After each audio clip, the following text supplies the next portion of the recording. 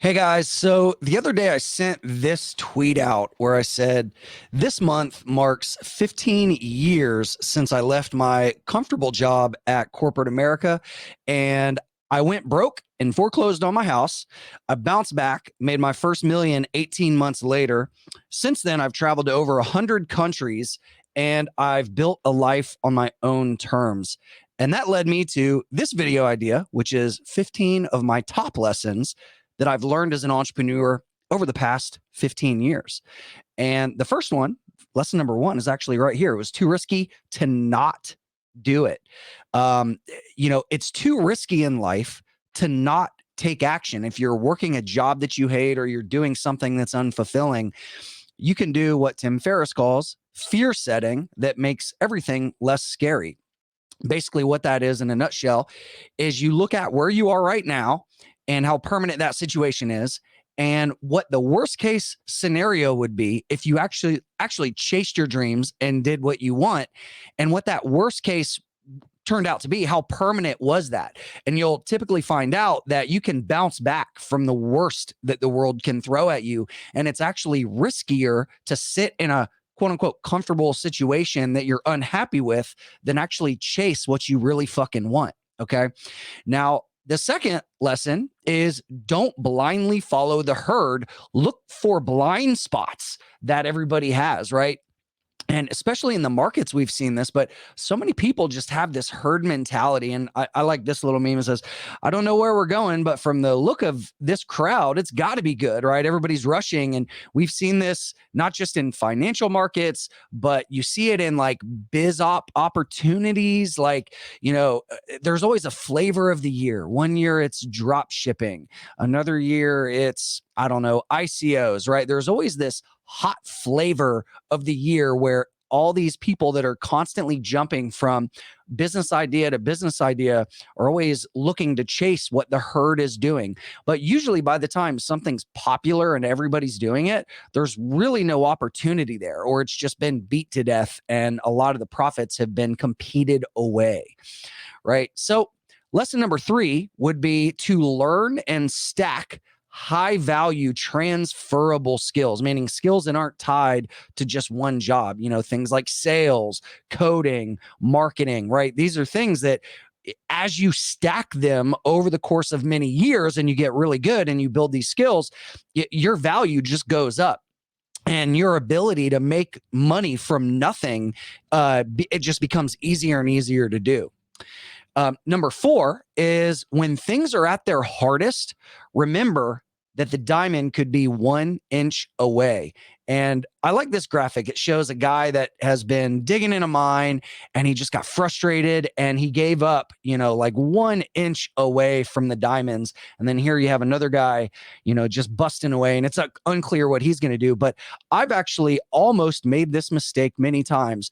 And one thing I can say, I don't know why it works out this way, but in life, when things have gotten their absolute hardest and things just seem fucking ridiculously difficult and you're not making any progress, usually that's right before a big breakthrough.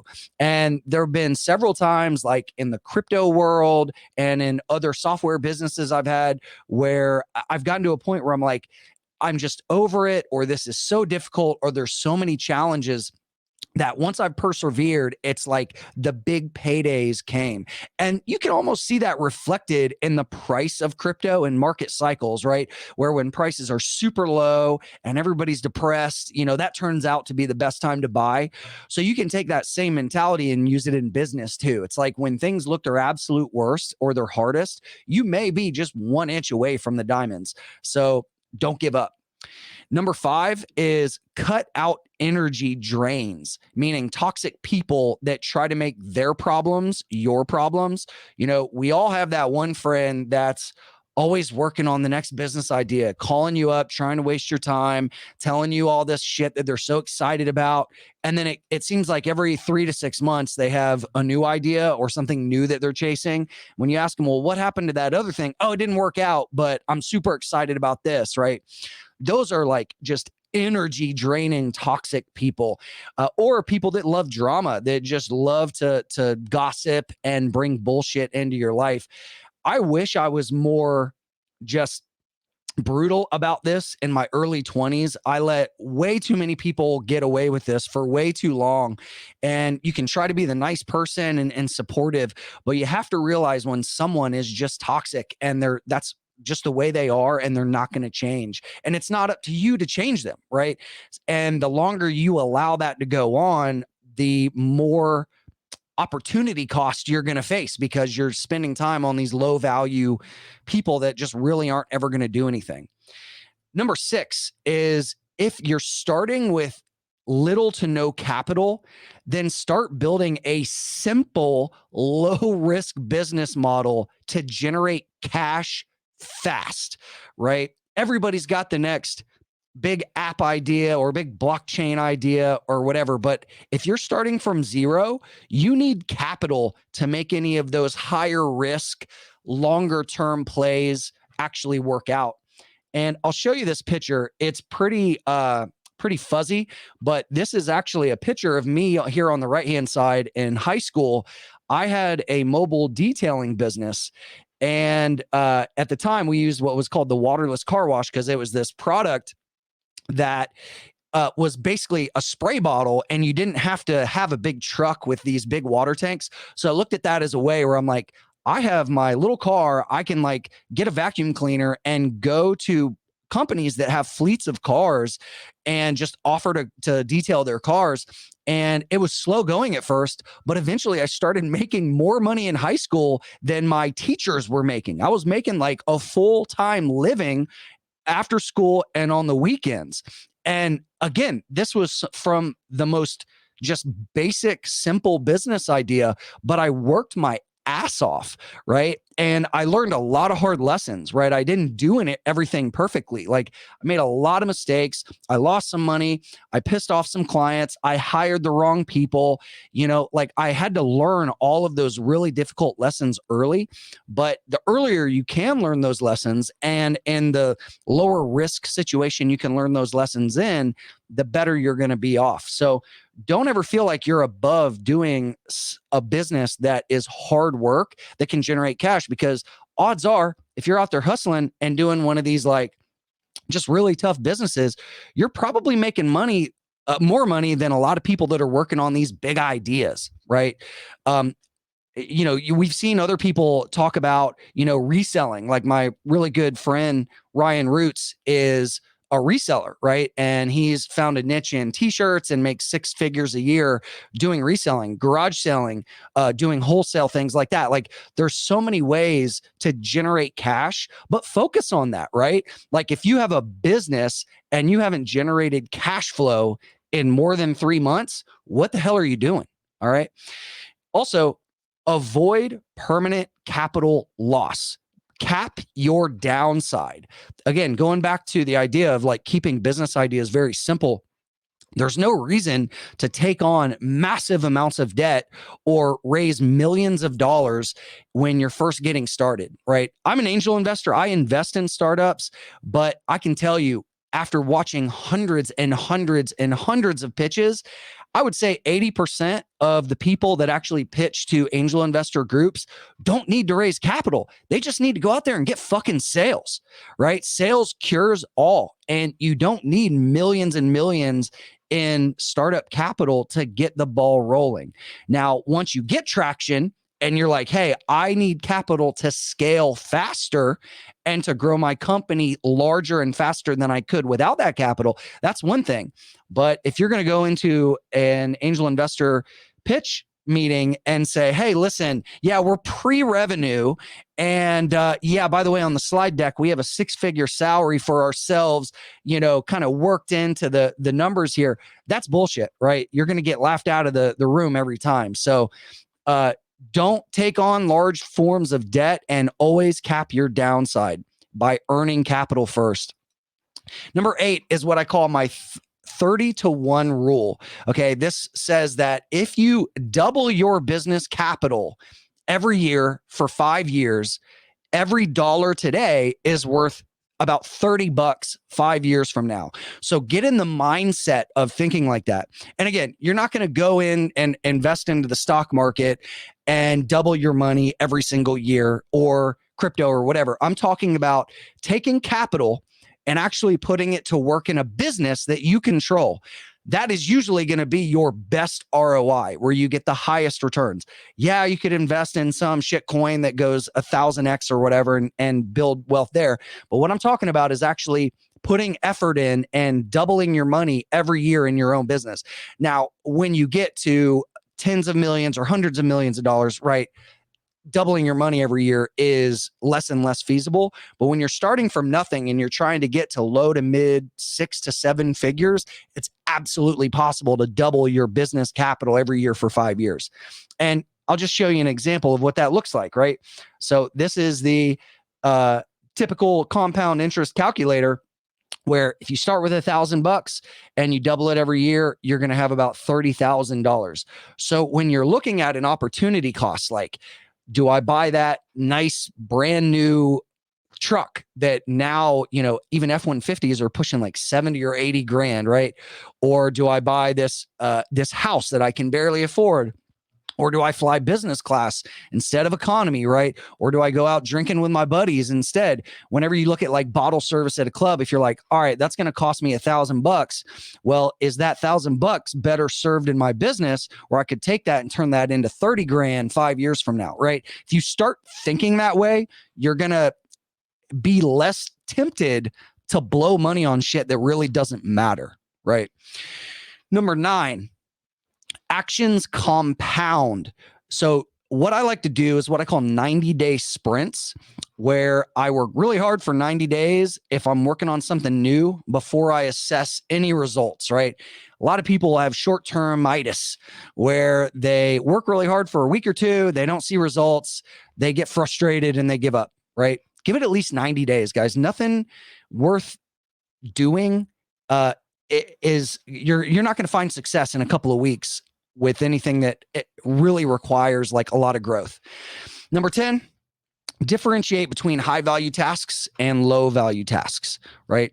Outsource everything except your high value tasks, right? What are the 1, 2, or 3 things that you do that have the biggest impact on the business, that truly generate the revenue? Is it meeting with clients? Is it securing new contracts? Is it submitting proposals? Is it, figure out what that 1, 2, or 3 things are, and then outsource everything else as fast as possible. If you're starting solo, obviously you've got to do everything yourself, but what you can do is create a not to do list, right? What are all the things that you want to get rid of ASAP?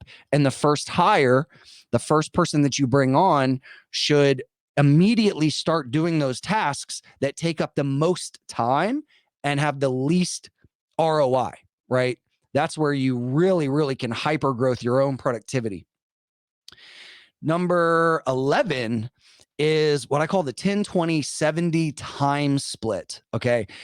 I think it makes sense to have balance in your life and not kill yourself working, right? You can do this in a way that, is sustainable. And I really hate this hustle culture where it's like, work 20 hours a day. You don't need sleep. Fuck your friends and family. Just focus on work, work, work, work, work.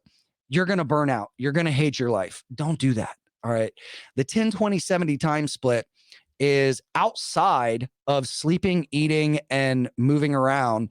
Is you spend 10% of your time consuming information, right? And hopefully it's good information. Turn off the news, read a book, read articles, listen to podcasts, but spend 10% of your potentially productive time consuming, 20% of your productive time either thinking, planning, or processing, right? Not a lot of people actually give themselves the space to truly think, to sit down and journal and map out and think, right? Like deep thinking. A lot of people go from watching the news and being pissed off to going on social media and being jealous to going to the job they hate to being drunk and high to sleeping and waking up and doing it all the next day. But if you give yourself some time to actually process, man, it's going to change your life. And then the rest, 70% of the time, is actions, right? Doing those high value tasks and knowing when to shut the information off, right? Shut off the flow of information and allow that time to actually think. And then also allow that time to focus on those daily actions. I'll just show you this. This is how I kind of think about breaking up time is, sleep for 8 hours, right? Get a great night's sleep. You don't have to sacrifice that because your productivity is going to go through the floor anyway if you try to not sleep. 3 hours of, eating, getting ready, walking around, going to the bathroom, all that stuff. And let's say you even have 3 hours of mindless disconnecting every day. That's going to leave you about 10 hours of productive time left in a day. And if you break it up into the 10, 20, and 70%, that leaves you about an hour to consume, right? High value stuff, 2 hours to think, plan, and journal, and 7 hours of high value work, right? And there's a massive difference between just working 16 hours a day and actually spending 7 hours doing high value work. If most people even did 3 hours of high value work, they'd be millionaires. But a lot of people think that busyness equals productivity, but it's not. It's if you can focus on the high value tasks only, and if you can actually get 7 hours a day of your highest value tasks, that's going to take you so incredibly far, much quicker than you think. Number 12, just showing up consistently for an extended period of time is going to put you ahead of 99% of your competitors. All right. And I actually tweeted this the other day, said a simple 10-minute daily routine to stay engaged with the markets puts you ahead of 99% of investors, right? So this was from an investing frame, but the same is true for entrepreneurship, right? If you show up every day for an extended period of time, think of, again, sprints, 90-day sprints, 90 days, 90 days, 90 days. If you do a few blocks of 90 days consistently of doing 5 to 7 hours a day of high value tasks, you're going to look back in a year and go, whoa, that's major progress. Number 13, strive to create an ELF business. Easy, lucrative, and fun, right? Why create a business that you hate doing? Why create a business where you're going to be around people that you don't enjoy being around, right? There's so many ways to create a business like this today, and it's so viable with the internet, right? There's so many digital ways that you can build income. And this isn't a video of like the top 5 ways to make $1 million this year. Just again, don't follow the herd, because a lot of those videos where people are giving you business ideas, they're either beat to shit or they're overly competitive. You have to think, find an edge, find blind spots, and that's where you find the high value opportunities, right? Where are people not looking? Number 14, people are going to let you down. Prepare for it now and develop thick skin. Look, I've had employees steal from me. I've had people quit that I thought were high value driven people. Either their mindset got in the way or they gave up too early, right before the diamonds. I've had a couple of friends that quit in one of the first bear markets in crypto to go get a regular job because they lost confidence. And instead of being multimillionaires, they're working a job that maybe they don't enjoy. I don't know. But people are going to let you down, right? People are going to steal from you. They're going to quit. They're going to disappoint you. Develop thick skin and realize that that is outside of your control. And you've just got to stay focused on your daily high value actions. And people are going to come and go, come and go, come and go. The better you are at staying focused on your mission, the longer people are going to probably stick around. But again, nothing lasts forever and people will let you down. So just prepare mentally in advance for that. Don't think that everybody's always going to be supportive of you, because the reality is nobody gives a shit about your desires, right? They care about themselves. So as long as you help support that, they'll probably stick around, but eventually everybody's going to probably fade off and go do their own thing. Number 15, always be working towards a purpose, especially once you start to become successful. This is where I fucked up majorly during COVID. I and it wasn't just COVID that caused this, right? Like we were all stuck inside, and it was kind of like a gloom and doom type scenario. It was just weird, right? But for me, it was like every market cycle in crypto, when my net worth would double, triple, or whatever, and I got to these levels of comfort. And over the past couple of years, I made this mistake of when I hit my fat fire number. So for anybody that doesn't know, FIRE is financial independence, retire early. It's this whole movement, but you have people that try to do it lean, meaning they try to retire on like $500,000 and they just try to be frugal, just so they can quit working a job that they hate. And then you have fat fire, people that are like, look, I don't want to have to work, but I don't want to sacrifice my lifestyle either. And I want to be able to live my dream life while also retiring early and being financially independent. And so when I hit that number, it was great for like a week. And then I was like, I just felt complacent. I focused. I got fat. Some of you guys have seen in the We Talk Money episodes, like I just ballooned up. I was like 240. It was ridiculous. So, number 15 is especially for me because I've wavered where sometimes I'm really focused on a purpose and other times I get lazy, and we're all human. And I would just, again, these are all things that I've experienced and I've learned from. And some of these I had to learn the hard way.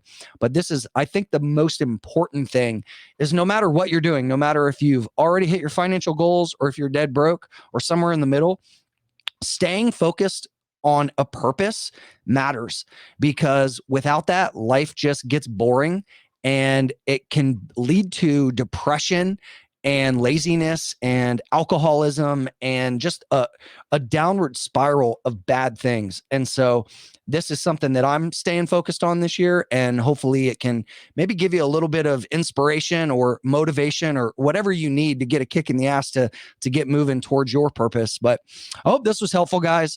Again, these are 15 things that I learned and I just wanted to share with you guys. Wish you the best in life, and I'll see you in the next video. Take care.